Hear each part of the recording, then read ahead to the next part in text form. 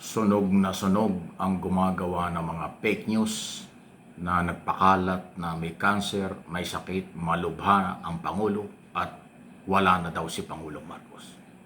Sunog sila sa kanilang mga pinaggagawa.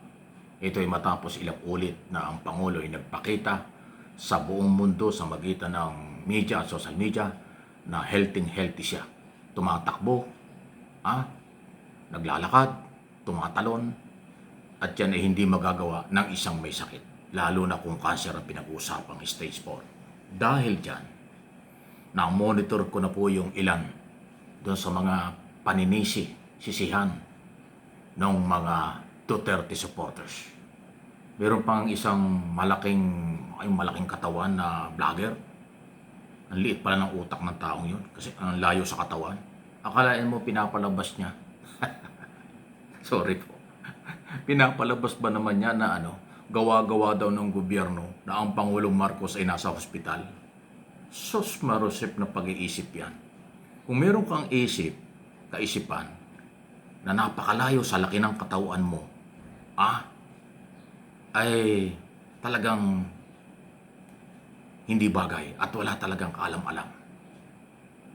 Bakit gagawin ng gobyerno na siraan yung kanyang gobyerno? Bakit gagawin ng gobyerno na palabasin na ang Pangulo may sakit? For your information, dahil hindi ka nakakaintindi, hindi ko alam kung saan ka nanggaling na mundong ginagalawan, bigla ka na lang lumitaw. Ang laki-laki ng katawan mo, ang layo ng kaisipan mo. Ganito yan eh.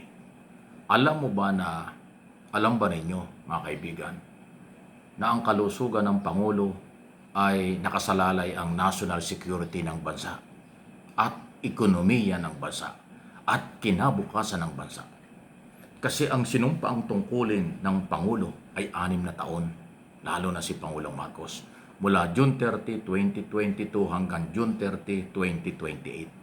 At yan ang siyempre ang paniniwala ng lahat ng matitinong Pilipino na dapat ay matapos. Pati na ang mga negosyante na naglagak ng kapital, mga foreign investor na billion dollars ang puhunan. Dahil ang kanilang pinagbabasihan ay yung panunungkulan ng Pangulo hanggang 2028. Okay? At ang kanilang paniniwalang malusog ang Pangulo, healthy ang Pangulo, under control ng Pangulo, may demokrasya at may batas, kontrolado ng Pangulo ang bansa. Kaya kumpiyansa ng mga negosyante. At pagdating naman sa security, natural. Pagka ang Pangulo ay may sakit, yung iba-ibang iniisip, maaaring hindi na magtrabaho, maaaring madismaya, o talagang may epektong pang-seguridad ang lahat. Pati yung mga nang-aagaw ng kapangyarihan, mga agaw kasi akala may sakit ng Pangulo. Yun ho yung issue sa national security at saka sa ekonomiya. Ngayon, itong mga vlogger na hindi mo malaman kung ano mga pinaguhugutan, pinanggalingan na puro fake news, nasasabihin pa ay pakulo ng gobyerno. Matapos silang mabuko, masunog ang kanilang mga palusot at mga sinasabing paninira na hindi naman talaga totoo.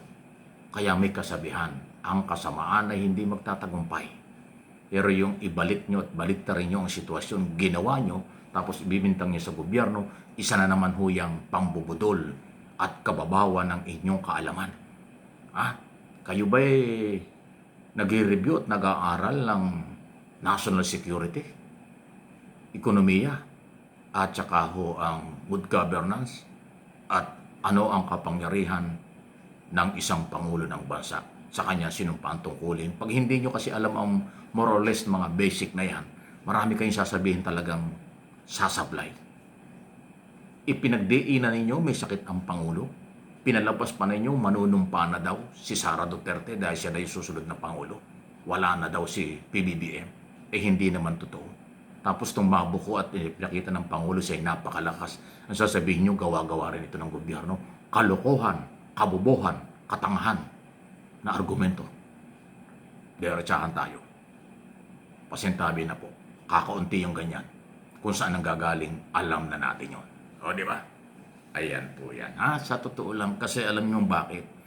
Kawalaan ng malasakit sa bansa, kawalaan ng malasakit sa Pilipino, ang gumagawa ng fake news. Kaya naman talagang hindi ko rin titigilan sila ay sabihan na kung ano-ano na naayon sa aking opinyon at paniniwala. dahil ang aking karanasan sa mahabang panahon sa broadcast, sa pagbabalita, radyo at telebisyon ay hindi po matatawaran. Maingat na maingat sana ang paghahatid ng balita. Dapat lahat ay totoo, katotohanan, may basihan, hindi chismis, hindi paninira. Pag chismis, paninira, parte ng destabilization. Saan ang gagaling yan? Sa mga atat na maghawak muli ng kapangyarihan. Ano bang gusto niyong palabasin? Bakit gusto niyong agawin kay Pangulong Marcos ang kapangyarihan? Tapos na ang term niyo. Bakit hindi pa kayo manahimik from day one? Tapos pagka ipinatupad ang batas dahil sa inyong mga maling-maling ginagawa, sasabihin niyo harassment, sasabihin niyo panggigipit. Di ba? Kalokohan. Gusto nyo, gawin nyo ang lahat ng gusto nyo, gagawin nyo. Pagkatapos pag kayo ay binalikan, sasabihin nyo harassment, panggigipit, yung inyong kalayaan ay nababaliwala. Kalokohan yan. Lahat ng antas ng pamumuhay, lahat ng ating ginagawa, may limitasyon. Kahit may karapatan tayo, pero may mga batas na ating dapat isaalang-alang.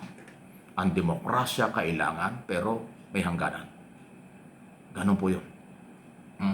Itong grupong ito, ang feeling nila above the law. Ang feeling nila hari-hari sila. Aba, hindi pwede. At saka, hindi ba nyo napapansin mga Duterte supporters? Yung mga Duterte family, punong-puno ng galit. Puro galit sila eh. Galit si Digong Duterte, galit si Sara, galit si Pulong, galit si Baste. Lahat ng mga Duterte, galit. Meron silang galit. At yung galit na yon, bakit nyo sinasamahan? Ay yung galit nila personal. Na hindi ko rin maintindihan kung bakit sila galit. Tapos na ang term ni dating Pangulong Duterte, dapat nanahimik na siya. Tumulong na lang sa gobyerno. Ginaya niya yung mga dating Pangulo na pagkatapos ng term niya, nanahimik na lang. Nirespeto ang bagong Pangulo na inihalal ng taong bayan. Eh bakit from day one? Wala ng 2022. Nakikialam. At para bang ang dating siya pa yung Pangulo. At itong kasalukuyang gobyerno dinidiktahan at higit sa lahat, pinakikialaman. Abay, mali yun. Kahit sino, pag nakaupo na yan, hayaan mo siya. Kung ano ang kanyang programa, ipatupad niya. Pag lumabag sa batas, saka mo lang ipalaala. May ginawa o wala, binabanatan nyo eh. Piling nyo, kayo ang tama eh. Yun ang mali. Yun ang mali. Dahil dala ng galit. Ano ang kinagagalit nila? Tapos naman ang kailang term. Hindi naman inago ni Marcos ang kailang term. Tinapos yung term ni Duterte, di ba? 6 na taon. Di ba? Bakit sila nagagalit nung matapos ang term nila? Dahil ba, tanong lang, dahil ba yung mga negosyo nila natigil? Dahil ba yung kailang mga plano naputol? Aba, hindi na kasalanan ni Marcos yan. Hindi na kasalanan ng taong bayan yan. Lalo na kung masama ang plano. At dapat lang maputol. Pero hindi naman pinutol. Natapos ang term. Di ba? Naku, kayong mga Duterte supporters, pag hindi nyo alam yung ganyan, naging parang kulto na lang kayo kung anong sinabi, pinaniniwalaan nyo. Kawawa kayo at kawawa yung pamilya nyo. Anong buhay meron sila pagka kayo ganyan?